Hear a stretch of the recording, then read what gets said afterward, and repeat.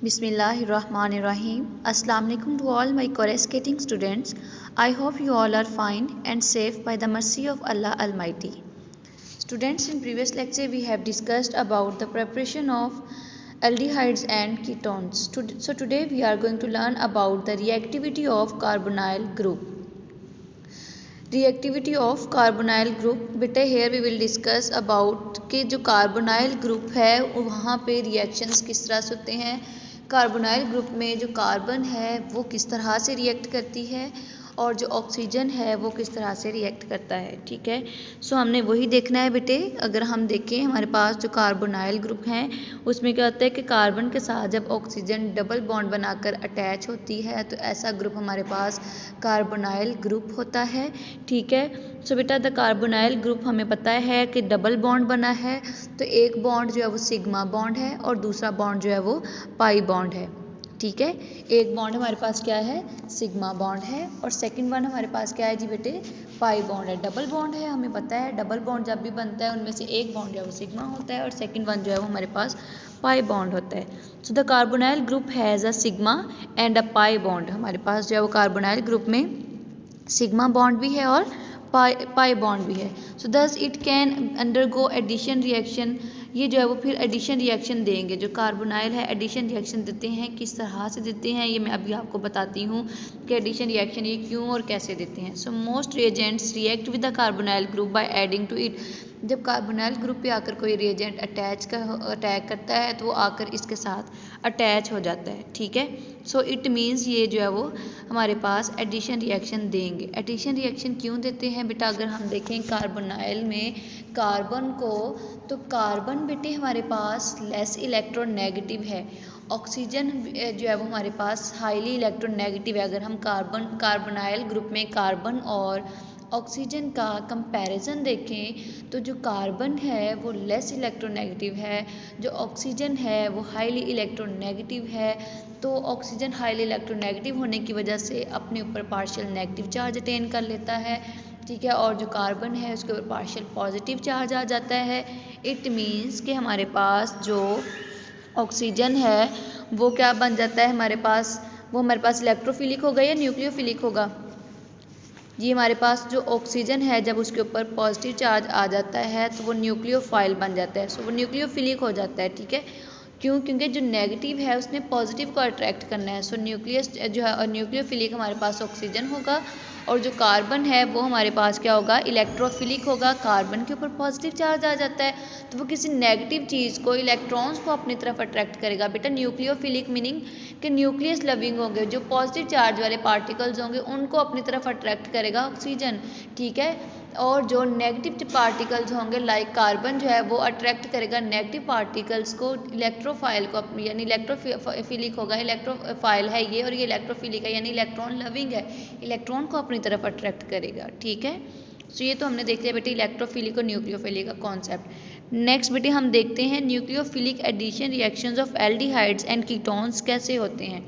So बेटे as a result of the unsymmetrical electronic distribution. Symmetrical electronic distribution तो नहीं है ना, मैंने कल भी ये बात बताई थी बेटे, सिमेट्रिकल नहीं है ये, अनसिमेट्रिकल है। क्यों, क्योंकि जो ऑक्सीजन है वो हाईली इलेक्ट्रोनेगेटिव है और हाईली इलेक्ट्रोनेगेटिव होने की वजह से वो क्या करता है, इलेक्ट्रॉन का पेयर अपनी तरफ अट्रैक्ट कर लेता है और उसके ऊपर पार्शियल नेगेटिव चार्ज आ जाता है। तो जो हमारे पास कार्बन है उससे इलेक्ट्रॉन का पेयर दूर हो जाता है। ठीक है, वो हाईली जो है वो इलेक्ट्रोपॉजिटिव हो जाता है, उसके ऊपर जो है वो पार्शियल पॉजिटिव चार्ज आ जाता है। इट मीन्स कि जो हमारे पास डिस्ट्रीब्यूशन है इलेक्ट्रॉन की वो सिमेट्रिकल नहीं है।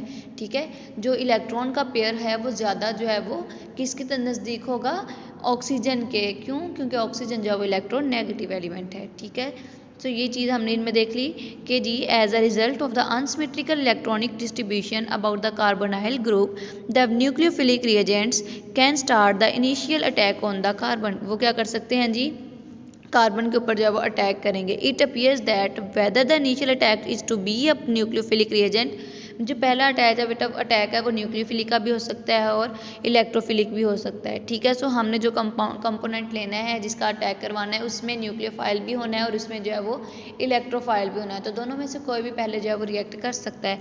ठीक है, होगा क्या, जो हमारे पास कंपोनेंट है जो हमने जो स्पीशी लेनी है जिसका अटैक करवाना है, like we have water, water है, वाटर में H पॉजिटिव और OH नेगेटिव आयंस होते हैं। ठीक है, तो इनमें से उससे अगर हम जस्ट वाटर को देखें ना तो वाटर में भी न्यूक्लियोफाइल है और वाटर में भी इलेक्ट्रोफाइल है। ठीक है, यानी H पॉजिटिव और OH नेगेटिव है। ठीक है, इलेक्ट्रोफाइल और न्यूक्लियोफाइल दोनों ही मौजूद हैं। इसी तरह से अगर हम कार्बोनाइल को देखें तो उसमें भी जो इलेक्ट्रोफाइल और न्यूक्लियोफाइल दोनों ही मौजूद हैं। ठीक है, दोनों ही क्या हैं, मौजूद हैं। सो क्या होगा कि जो वाटर का पॉजिटिव पार्ट होगा वो कार्बोनाइल के नेगेटिव पार्ट के ऊपर जाकर अटैक करेगा। ठीक है, यानी हाइड्रोजन आयन जो है वो ऑक्सीजन पे जाके अटैक करेंगे और जो हमारे पास होगा हाइड्रोक्सल, जो नेगेटिव है, सपोज हम कह रहे हैं यहाँ पे वाटर है तो अगर उसका हाइड्रोक्सल है तो वो कार्बन पे जाके अटैक करेगा। ठीक है, इस तरह से हमारे पास जो है वो न्यूक्लियोफिलिक एडिशन रिएक्शन होते हैं कि पहले जो है वो कोई भी रिएक्शन हो सकता है। आगे हमारे पास न्यूक्लियोफिलिक एडिशन रिएक्शन बेटे 2 टाइप्स के हमने देखने हैं, acid catalysed reaction and basic catalysed reaction. So हम उनको आगे देखते हैं। आप थोड़ा सा ज़रा ये मैं आपको डायग्राम इस स्ट्रक्चर की तरह देख के बताती हूँ कि क्या हो रहा है। सो बेटा यहाँ पे ज़रा देखें अगर हम इसको, तो ये हमारे पास न्यूक्लियोफाइल है, इट मीन्स इसके ऊपर क्या चार्ज होगा, न्यूक्लियोफाइल है तो इसके ऊपर पॉजिटिव चार्ज होगा। ऐसे ही है, नहीं, इसके ऊपर बेटा नेगेटिव चार्ज होगा। ठीक है, अच्छा होगा क्या बेटा, ये हमारे पास कोई न्यूक्लियोफाइल आया है, इस न्यूक्लियोफाइल ने आकर क्या करना है, इस कार्बन के ऊपर जाकर अटैक कर देना है। ठीक है, और ये जो कार्बन के ऊपर जब अटैक करेगा तो वो जो बॉन्ड शिफ्टिंग है वो इसके ऊपर ऑक्सीजन के ऊपर आ जाएगी और हमारे पास कुछ इस तरह से जो है वो बॉन्ड बन जाएगा, न्यूक्लियोफाइल यहाँ पे और वो जो हाइड्रोजन के ऊपर पॉजिटिव चार्ज है ना, ठीक है, तो वो हाइड्रोजन के ऊपर पॉजिटिव चार्ज है तो वो ऑब्वियसली इस नेगेटिव के साथ जाकर अटैच होगा। इसके ऊपर नेगेटिव चार्ज है तो ऑब्वियसली वो इस कार्बन के साथ जाकर जो है वो अटैच होगा क्योंकि इसके ऊपर जो है वो पॉजिटिव है। सो एज अ रिजल्ट हमारे पास क्या हो जाता है कि न्यूक्लियोफाइल यहाँ पे और ये हाइड्रोजन इस ऑक्सीजन के साथ अटैच होकर एडिशन प्रोडक्ट बना देता है। ठीक है, so in these reactions of aldehydes and ketones the negative part of the reagent combines with the electrophilic carbon of the carbonyl group, whereas the positive part which is usually hydrogen goes to the oxygen। वो हमेशा hydrogen, आपको पता है hydrogen पर positive charge है तो वो negative के साथ जाकर ही जो है वो अटैच होगा। ठीक है, so the nucleophilic addition reaction of carbonyl group are catalysed by a basis और एसिड से हम आगे देखते भी हैं। Remember that whether the addition is base catalysed और acid catalysed the adduct is the same.